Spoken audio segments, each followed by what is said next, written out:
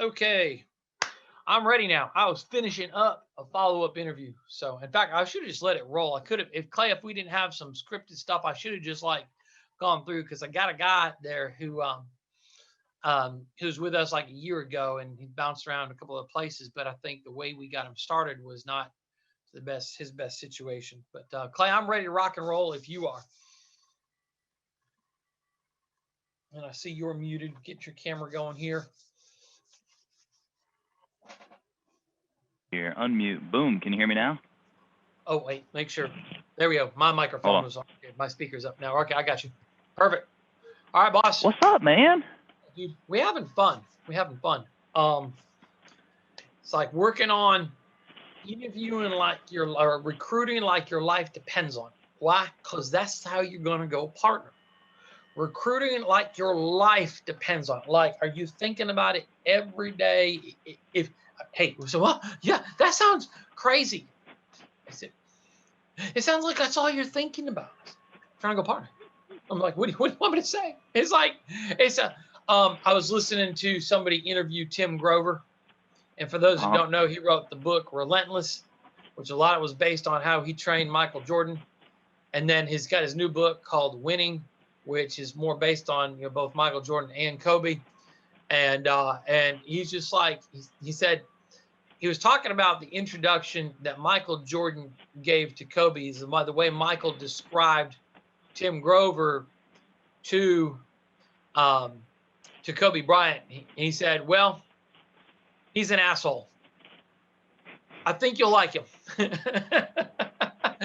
and he's a big asshole, meaning that he's going to push you at times when you don't realize you need to be pushed, and it's going to hurt.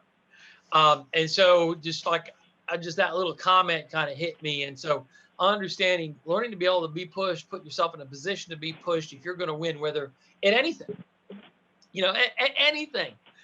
So if that helps anybody here, great. But Clay, we're here to talk about helping people in the recruiting process. I know we got some questions and topics. I'll kind of let you kind of open up with any other comments for our audience that's here. And I know we're recording this, but let me know what do we need to start with? Well, I want to introduce you first, Mike, as somebody that is chasing partnership, bro. Somebody that's out doing the do. I was looking at that new thing Robbie Kraft came out with on the ARC, and I was looking at your hierarchy. And so those of y'all who haven't seen this, go onto the ARC and click on your team.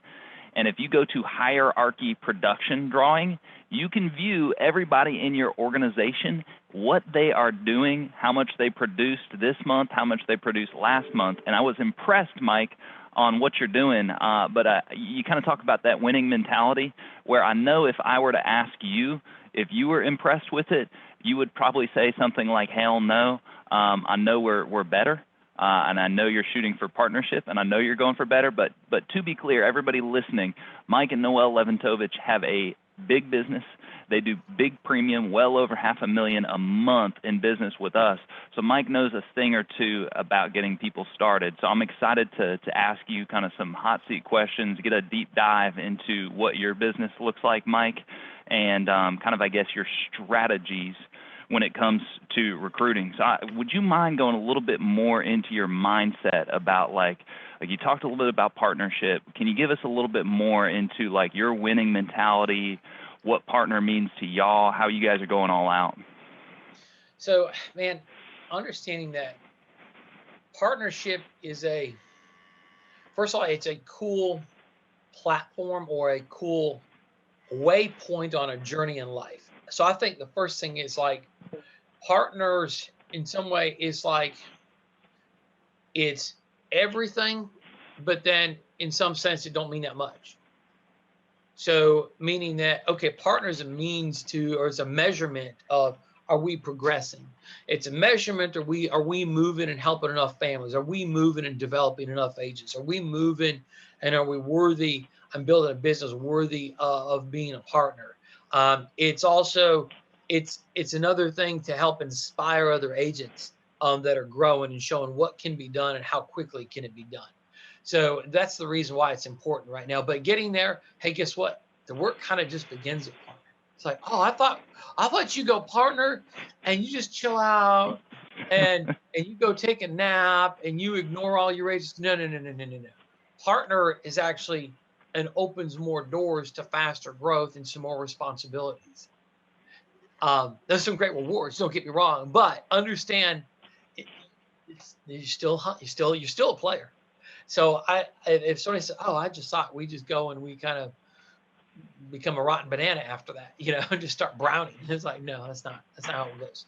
So, but it's what's cool is you join a club. It's an elite club, and I can't say it because I've been there, but I know from talking to Andy, I know from talking to Brian Adams, I know from talking to Paul Roberts. In fact, Noel was just hanging out with Paul and Tamara and Jane Albright yesterday and the day before, just picking their brain, learning some more.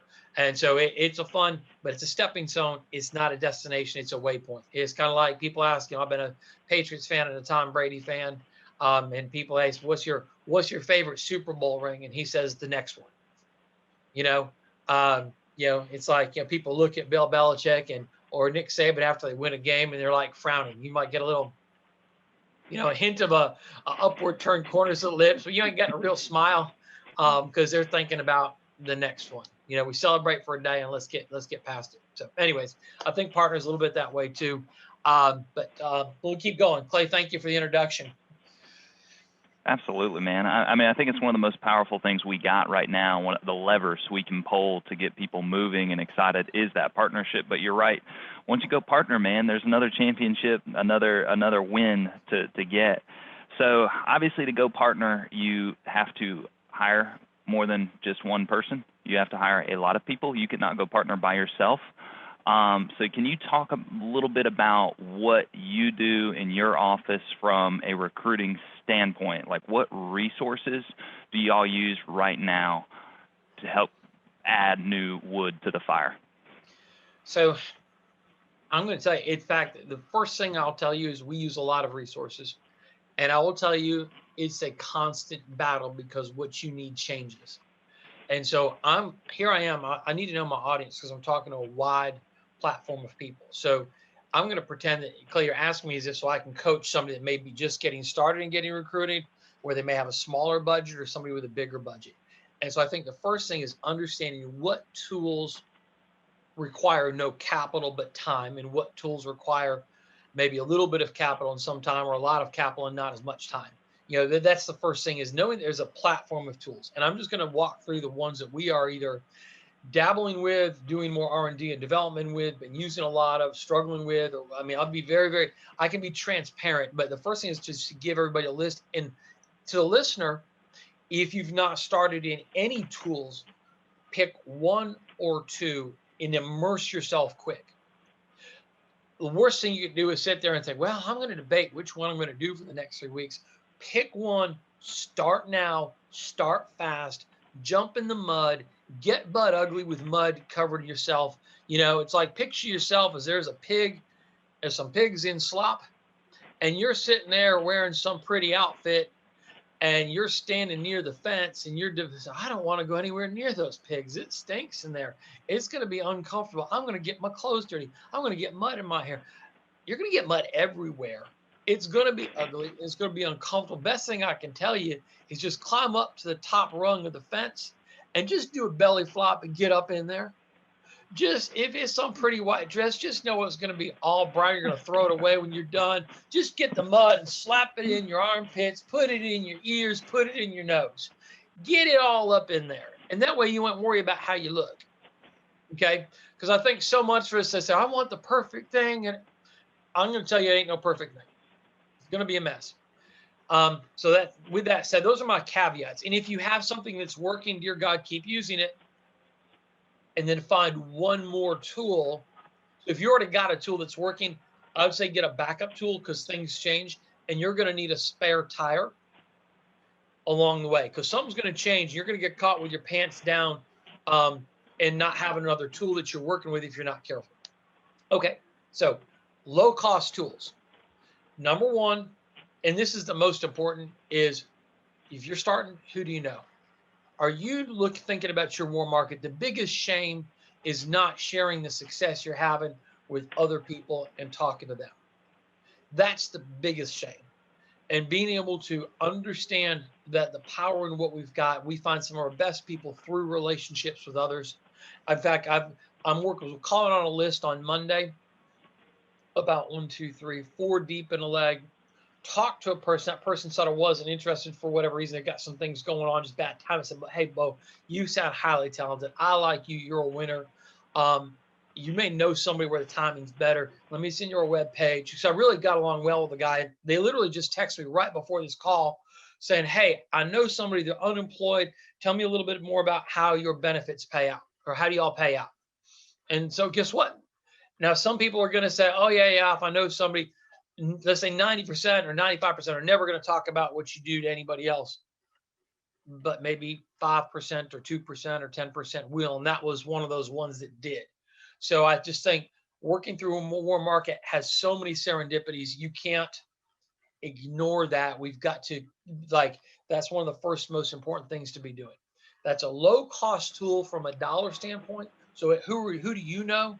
Who are you connecting with? Next, low cost tool, using social media such as instant messenger on Instagram, and not in like doing things where you're connecting with people and then going with a direct message to them. I mean, yeah, I guess you can do some things where you're telling everybody in a general post what you do. But I think the first thing is in your personal branding, if you're going to use social media, number one, clean up your look. If you're like, well, I feel so strongly about this religious cause or this political cause or this and that and COVID or not COVID, in fact, so Bo, you need to get it all off. So, but you want to use social media to make money, or do you want to use social media to piss off half the world? Choose which you want.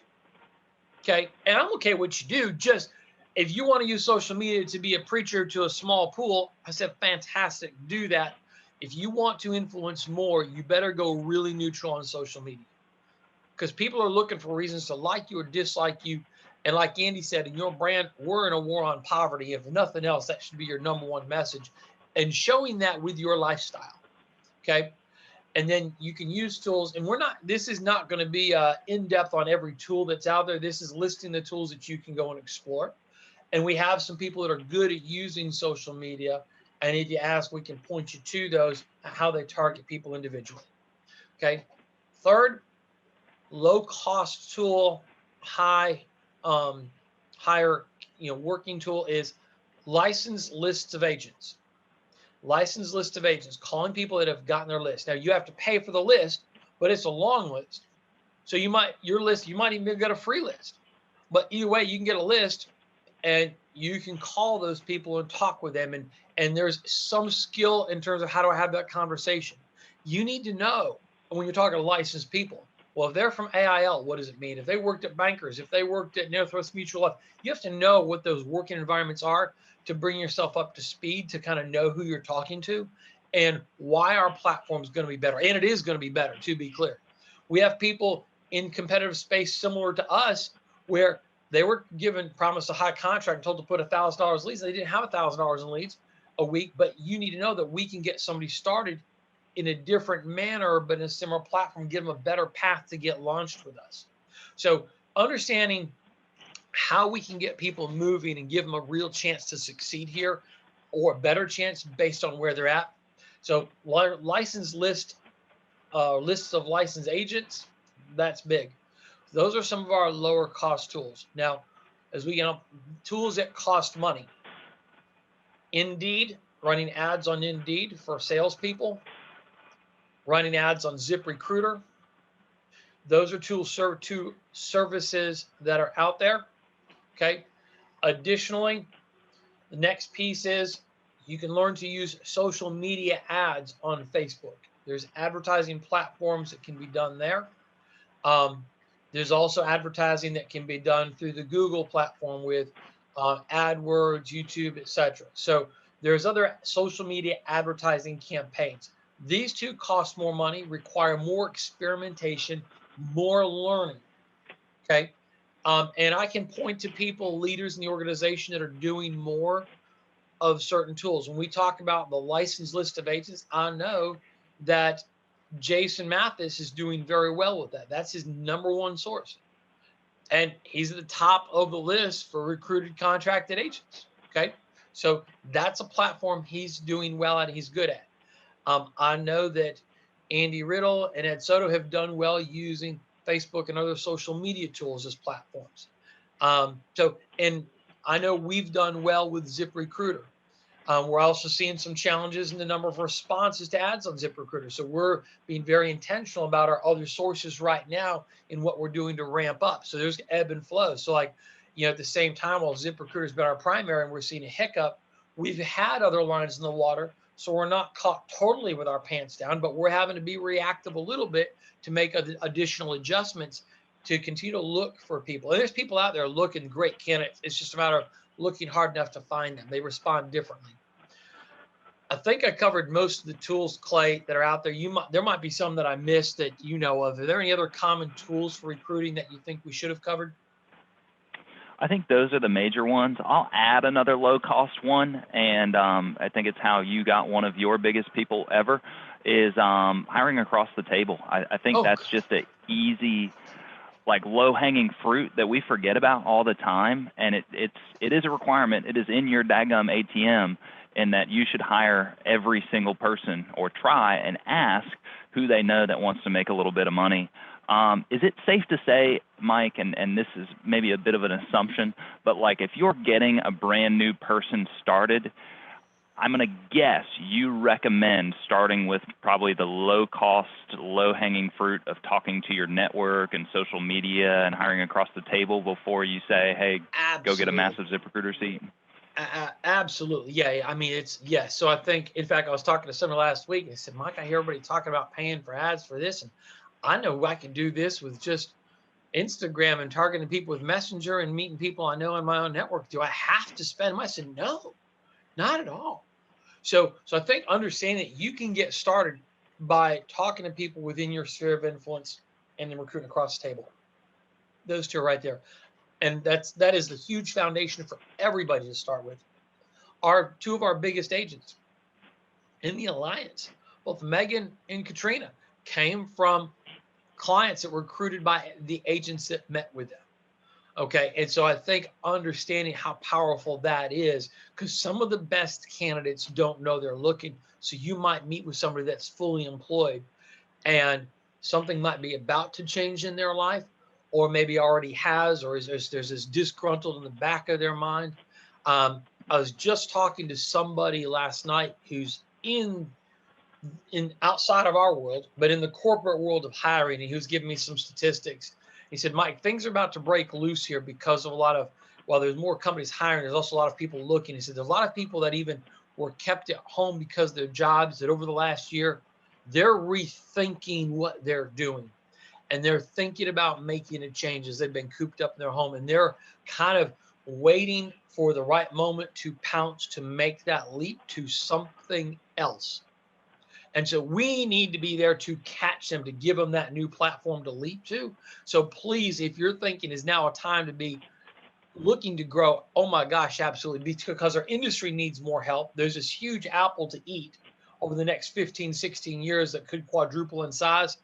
And then there's this growing piece of people that are going to be looking for something new and different as we keep emerging from COVID, and as people need to grow their incomes to keep up with inflation because all the bloody government handouts going on. Someone's going to have to pay that bill. Taxes are going up. You better do something, and inflation's hitting.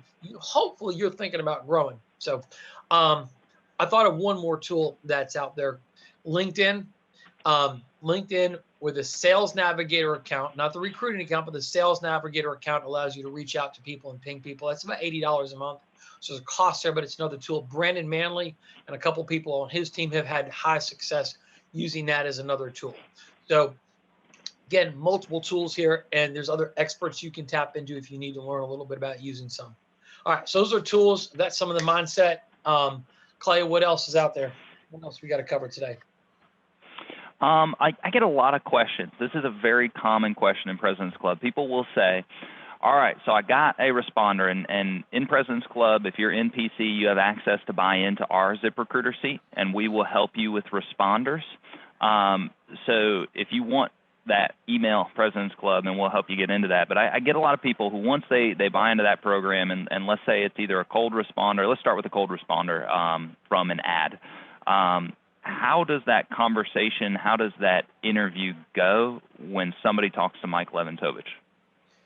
So the first thing is an interview for me is not too different from the ATM and selling. So, I mean, what are my first things? I'm thinking, what do I do in my bond report?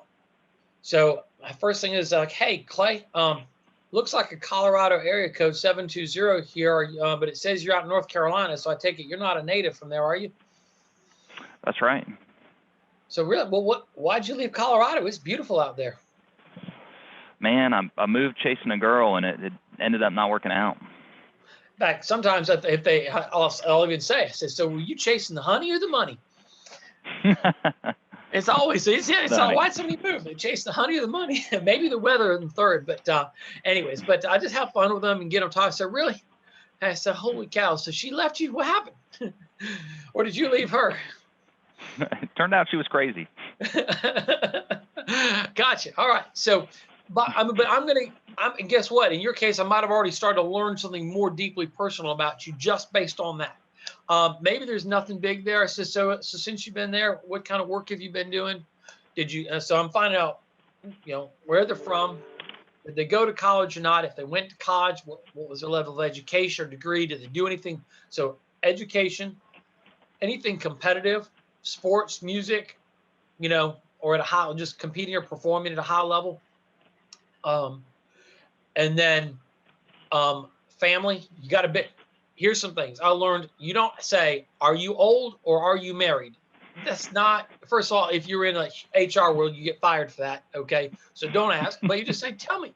And I learned this from Andy. And like all this stuff, a lot of stuff, so much I've just learned from Andy along the way, listening to him, copying him. So I'm not great. I've just learned from a master being around, but I've learned, tell me, do you have a big family that you're responsible for? Hey, what would you like to do? Most times they'll just go in. So they'll say, if I get a yes or no answer, yes, no. And so does that include like, kids or chickens or goats or alpacas or spouses or dogs? What do you got? And just I kind of want to make it a little bit funny, but just get to learn. And most people want to share. So my wife and I, we got 4 kids, 2 dogs, a turtle, and I think a dead fish, and so I'm sharing stuff with them a lot, like in the ATM. And then I'm getting to, what are you doing for work right now? If I say, well, tell me your work history, and they've been around for 60, they're 60 years old, you're going to get 40 years of work history. You don't want that. What are you doing right now? What have you done that you're most proud of? And then around what they're doing for work, if they're not in the insurance business, what do you like the most? What do you hate the most? Why are you looking for a change? What kind of money are you making? What kind of money are you making right now? Is there any residual component to your income with what you're doing? A lot of people, I don't know, what is that? I said, well, if you stop working, do they keep paying you? Oh, no. So really? Well, that sucks.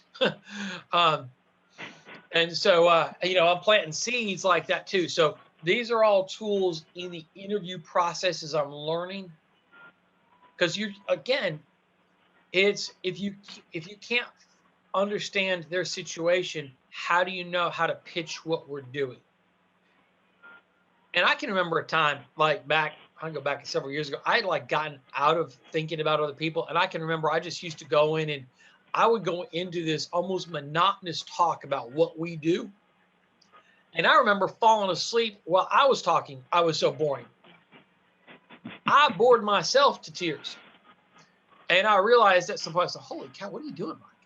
Like I'd gotten in this weird rut. This is several years ago, but I can remember it. I can remember the feeling of thinking that interviews were boring because I felt like I was telling people about what we did.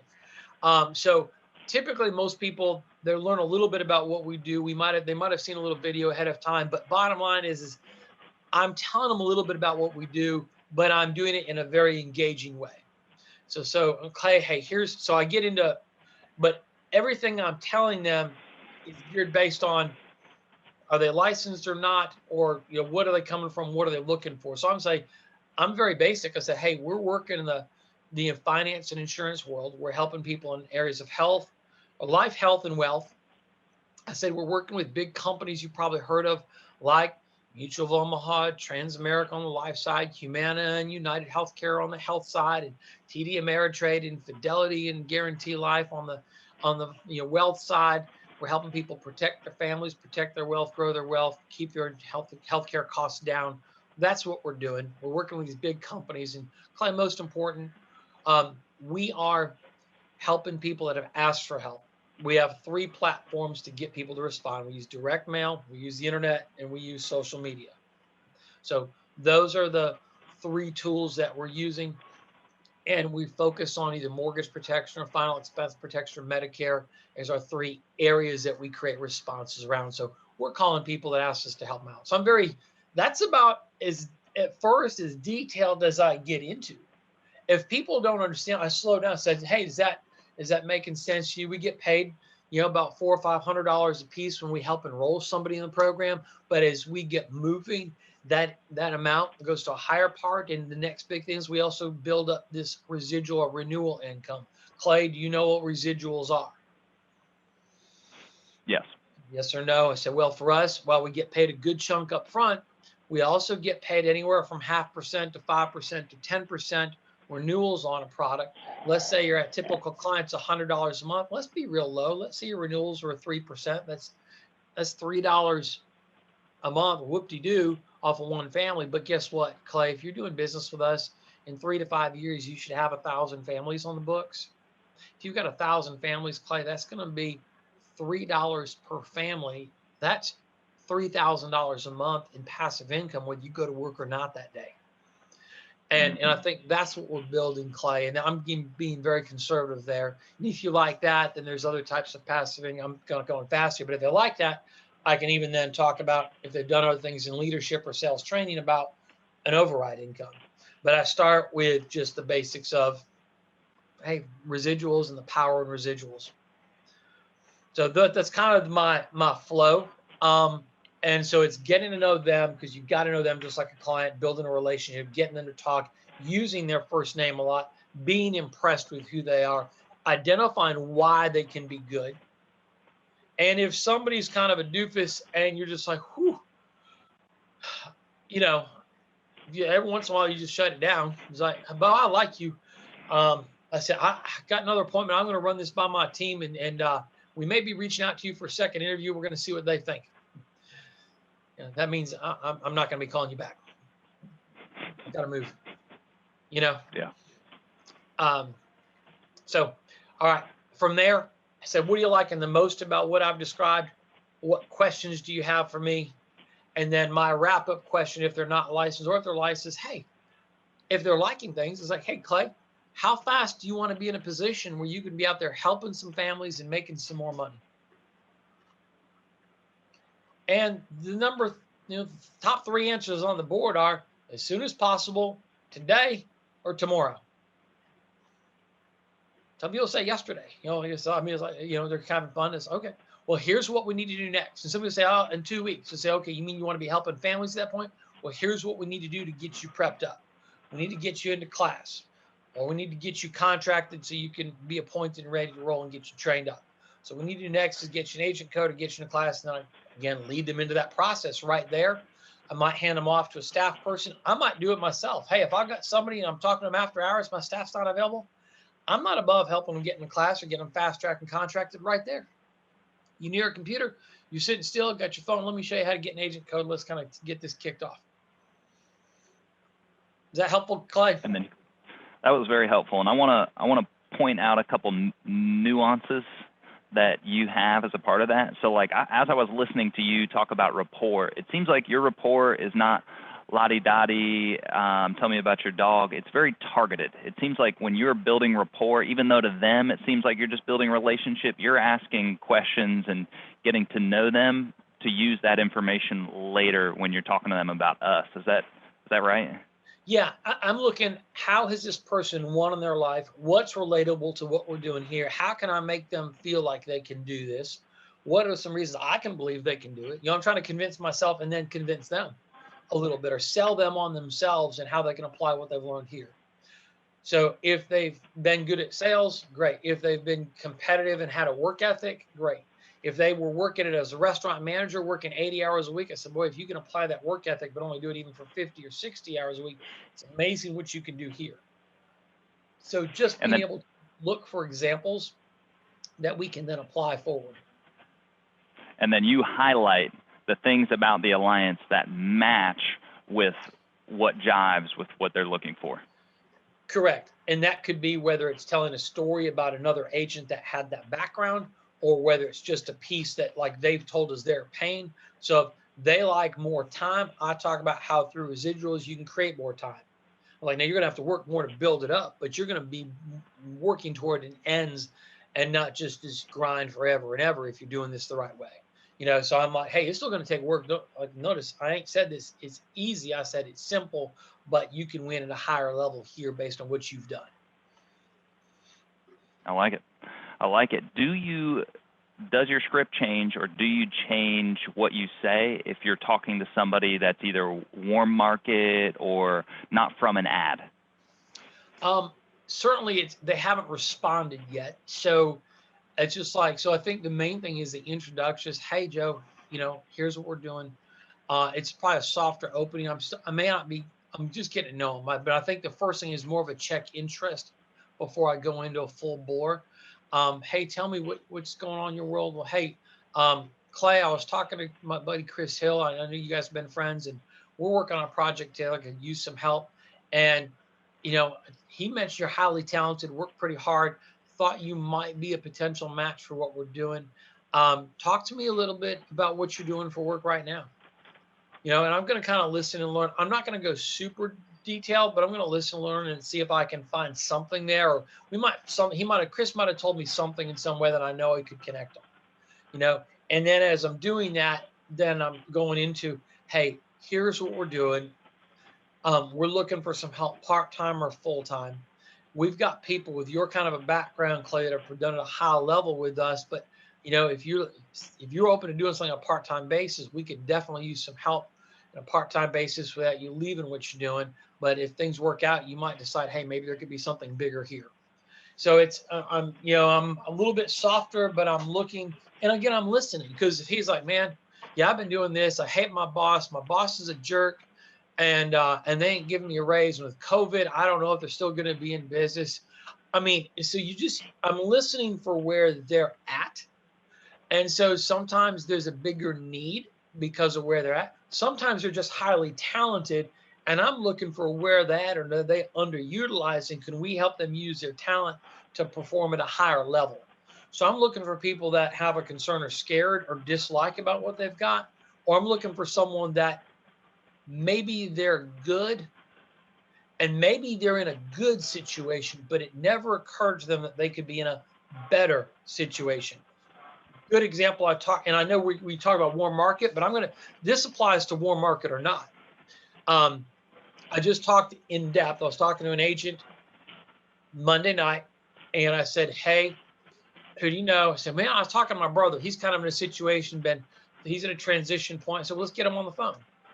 And this guy's brother was thinking about going to school, back to school, to perform this other job that he's really got his mind set on for a few reasons. And then we talked about this, and it just hadn't occurred to him that there might be an interest or an opportunity there. So he's asking questions, and I talked to him a second time yesterday, and he said, well, Mike, I feel obligated because I told this guy I'd start to learn his business with him, and I'd go get this 2-year degree to do that. I'm like, well, hey, that's good. I said, how much does that pay?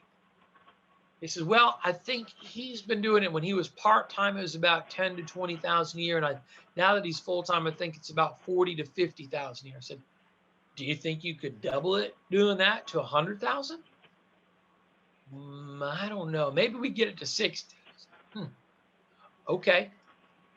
Well, you understand that here, if you're going to put in that same kind of effort, we'd have you probably at 70 to 100,000 in your first year, and building layers of income to take you up to 100, 125, 150 in your second, third, and fourth years. And it didn't occur to him. That's one example in a warm market situation. Another guy I talked to, this was off of the license list, just got his license in March to work in a Medicare call center environment where he's getting paid hourly. And I said, do you get paid a commission too? He said, oh yeah. So how much do you make? I heard there's good money in Medicare. He's like, yeah, I get paid $20 for each Medicare enrollment. I said, and if we do 4 in one day, we get paid $50 for each one. I said, well, that's good. I said, do you get any renewals on those? So, well, I think so. I'm not sure. They haven't talked about it. But I think it might be somewhere in there. I said, okay. Well, boy, you should check, because let me tell you how we pay in Medicare. For someone like you that's kind of getting the 3 or 4 a day, I said, we pay $500 to $700 per enrollment. And the renewals are $200 to $300 each year for each person that you enroll. I said, Bo, you sound like you're doing well to make them money. I said, I bet they love you. You sound like you really learned this good over your first 2 months. He said, well, I've been looking for a place where I can grow and have more opportunity. I said, we haven't even talked about the override part if you choose to build a sales team. He's like, and I'm looking to move to Utah. I said, really? I said, well, this might help you because our business is poor. I mean, so it just, he's like, well, Mike, I've been so happy here. It never occurred to me. So we had a second conversation, and he was like, Mike, I'm really thinking about this.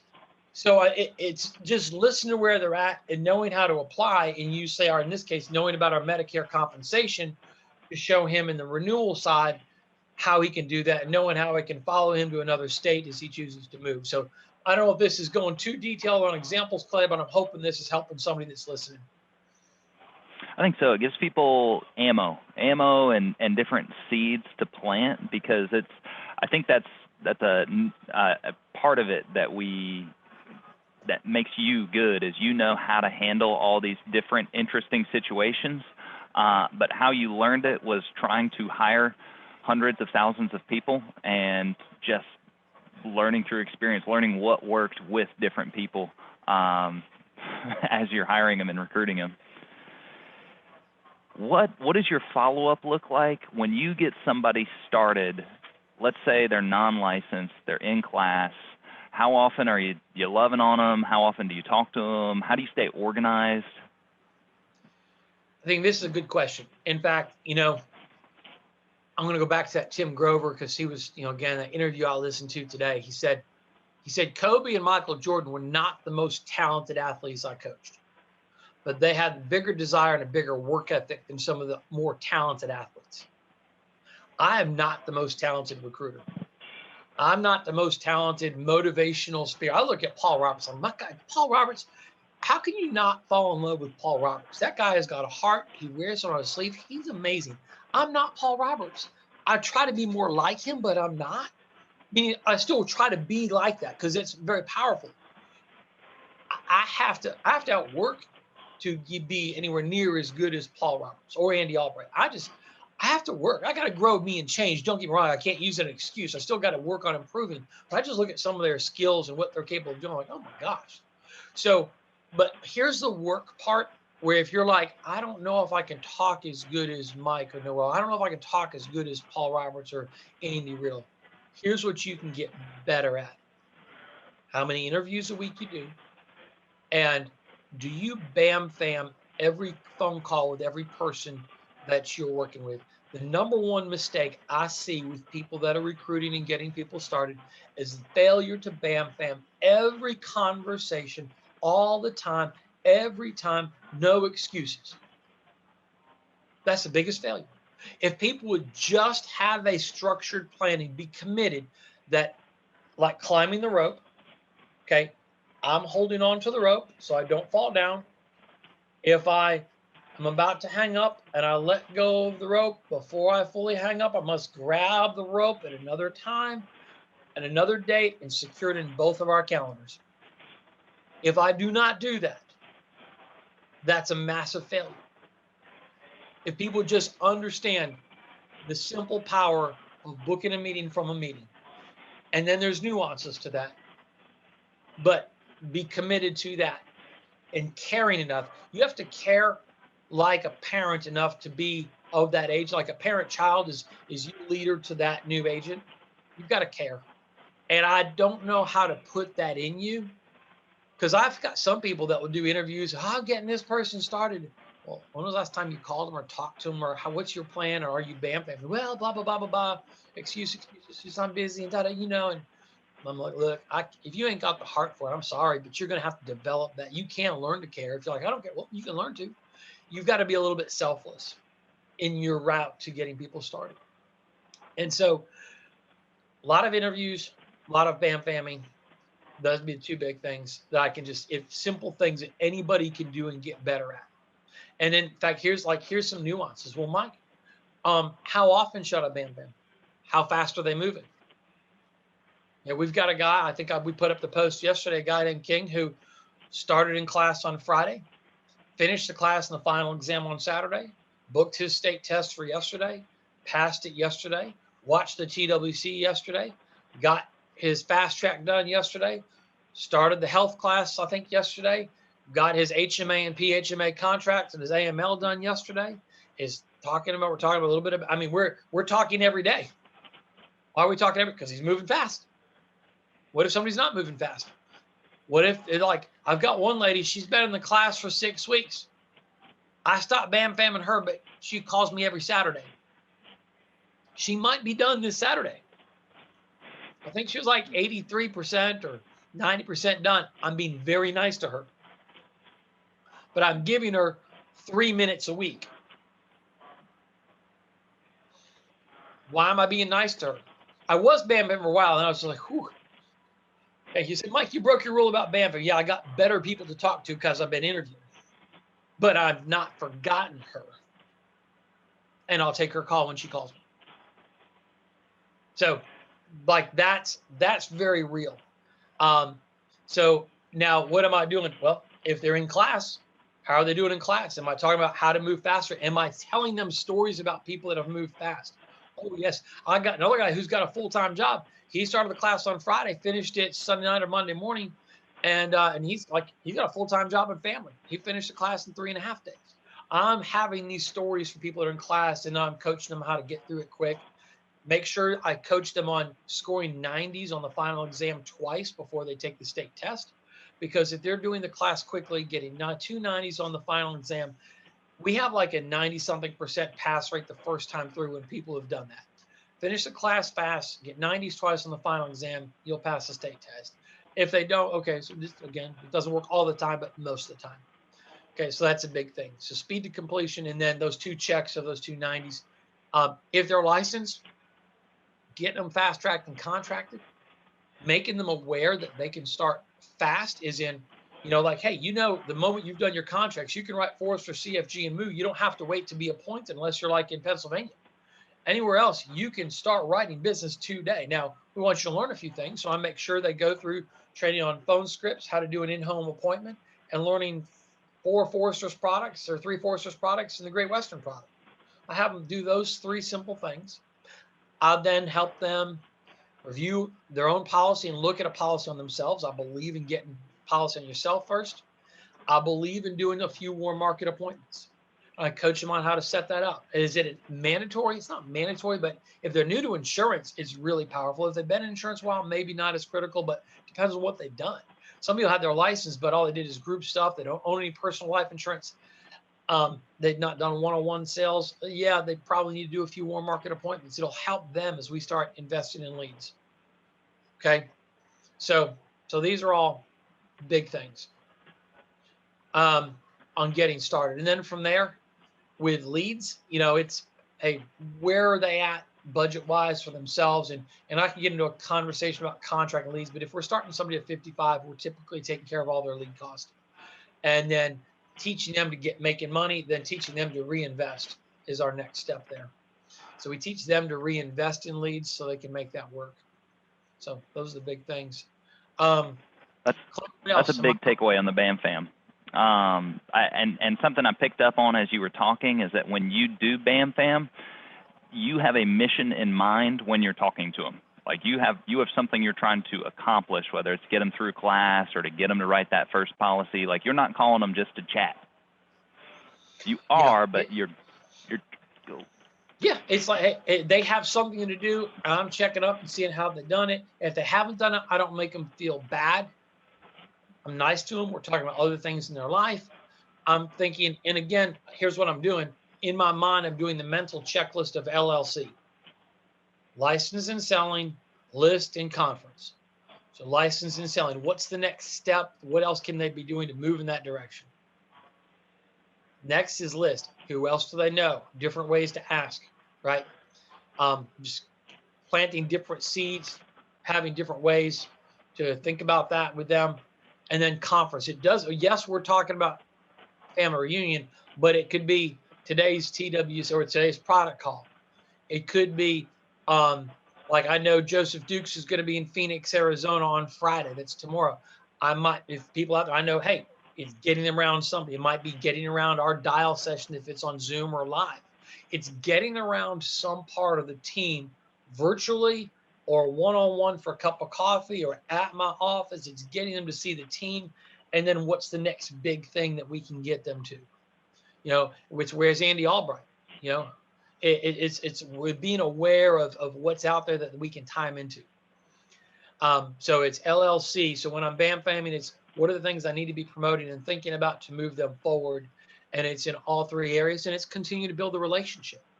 And then it's thinking about, hey, where's this person rank? And should I be going out to see them? That's the next thing. When maybe part of that C is when do I need to be hopping in my car or hop on a plane and going to see them? Can they get a few people together? Or maybe I just need to go have a dinner with them and their spouse. But that's the next level of thinking. I like that. That's big. And I know you got people in your team. I saw Joseph Dukes is traveling.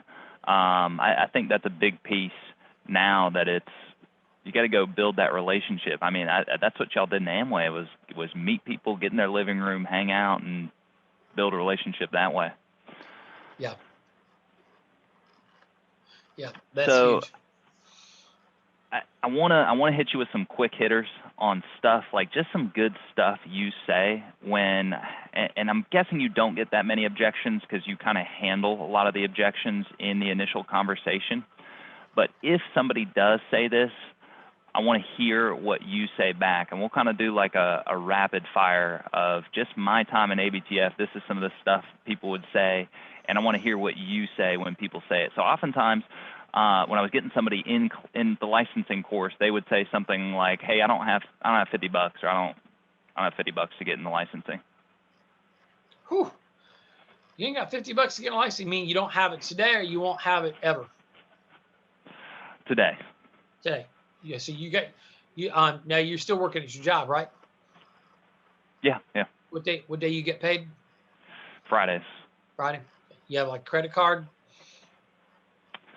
Yeah, I got a credit card. Y'all maxed out on it? I got a little room on there. Okay. And so, but hey, listen, if things are tight, the faster you can get through the class, I think the faster we can help you not have a credit card balance. That would be my thought. Hey, I'd be like, if you got a little room, I say, or if you borrow something from something else, or I don't know how many kidneys you got. I say, I get you about $300 for one of them. That cover your whole license. If you got two, you can spare one. Sometimes I say something crazy like that, and they'll laugh, but then they'll start to think of something else they can do. Yeah. I mess with people. I keep it fun. But now sometimes just by asking some questions, I feel how destitute they are. Because if they're so destitute, I'm thinking they might drop way down on my perception of them, and that's okay. I know what I'm working with. Either go ahead. They're destitute or they're not serious. That kind of tells you where on the spectrum they fall. Yeah. It's how fast do you want? Come back to some simple things like that. What about the people that want to do research? They maybe don't think we're legit, and they say, "Hey, this sounds good, man. I just want to do some research on your company." I said, absolutely, Bo. You should. In fact, I think we sent you that link ahead of time. Did you get a chance to watch that? No? I said, okay, well, here's what we need to do. Have you been to our YouTube channel? No? Let me send you there. Also, we've got a private Facebook group. And what you'll see is we post there. I'm going to link you up with that because you're going to see success from agents. And we take pictures of our clients and share that. And people talk about the types of leads that they've worked with. I think if you'll look at that, Clay, it'll help you really understand what we're doing and how we're doing it. It'll make it is the best way I can be transparent with you so you can see exactly what we're doing. I like it. So I'm going to feed them the resource. media, I point them to the resources I want them to see. Hey, we're doing a dial session today. Or hey, here's our top 10 paychecks for last week. Let me text that list over to you. And when they see that we have paychecks from 22,000 down to like 3,000 as our top 10, like 10 was 3,000, number one was 18 or 19 or 22. I said, those are weekly, and I said, just so you understand, feel free. You're going to see a couple of these people on our Zoom session dialing. Feel free to watch and listen in there. I love it. Do I have to pay for leads? So guys, typically if I get this question, it's either somebody that's been in the business or it's somebody that's done a little bit of research and they're just curious how this works. I say, Clay, leads cost a lot of money. Now, you can get started and pay zero for leads. So you don't have to pay anything for leads. We'll take on that risk and cover your lead costs, and we start you at an entry-level contract. Now, we're going to teach you to make money. And Clay, our goal is not to keep you at the lower level contract. Our goal is to teach you helping families, get you moving. And as you get moving and making money, teach you how to gradually reinvest and bring your contract level up and teach you to reinvest in leads so that we can get you to a point where you're earning our top level of contracts and doing a high volume. Like Megan Wood, this will scare you. I said Megan Wood spends between $1,100 and $1,500 a week in leads, Clay. But you know what? Her first lead budget was zero. And what's more important than her leads is that right now her weekly paychecks are running $12,000 to $20,000 a week. Do you think she's scared to put $1,000 or $1,500 back in her leads if she knows she's going to make $10,000 to $20,000 a week? No, she ain't scared. But you know what? She was scared when she didn't have that kind of revenue. And her first lead bill that she took on person was for all of $25. So we ramped her up and we taught her a reinvestment mindset. And if you're capable of learning, we can teach you that too. Love it. I love it. All right, I'm going to hit you with this last one. Is this one of those MLM pyramid scheming thingy-majiggers? Whew, well, that's a good question. Are you looking for one of them MLM pyramid scheming thingy-majiggers? Yeah. That's it. We kind of resemble some of that in our multi-tiered payout structure. So we've got some of the elements that, so if you like building a passive income in addition to the renewals, you can build massive overrides here. What's better than what you'd call some of these other MLM things out there, Clay, is that there's a lot of regulation in our business, so we're not going away anytime soon. And the fact that we have leads, we've got some people that don't want to recruit anybody that make $100, $200, $300, $400, $500,000 a year without recruiting anybody. So we can be attractive to both types of people. We can help you build a network with people that want to recruit and with people that don't. I like it. I like it. Regulation, baby. That's big. Final question I have for you, Mike, is I think one of the things I'm very grateful for about you and Noel is that you guys have kind of paved the way and gone through a lot of painful things in this business to give us a lot of the things we have now. And what I mean by that is I know what our lead system looked like when you first started. I know what we had one carrier to write with. We didn't have a commission system. So this is more a question out of curiosity. How big do you think you would be now if you had all the resources we have today when you first started?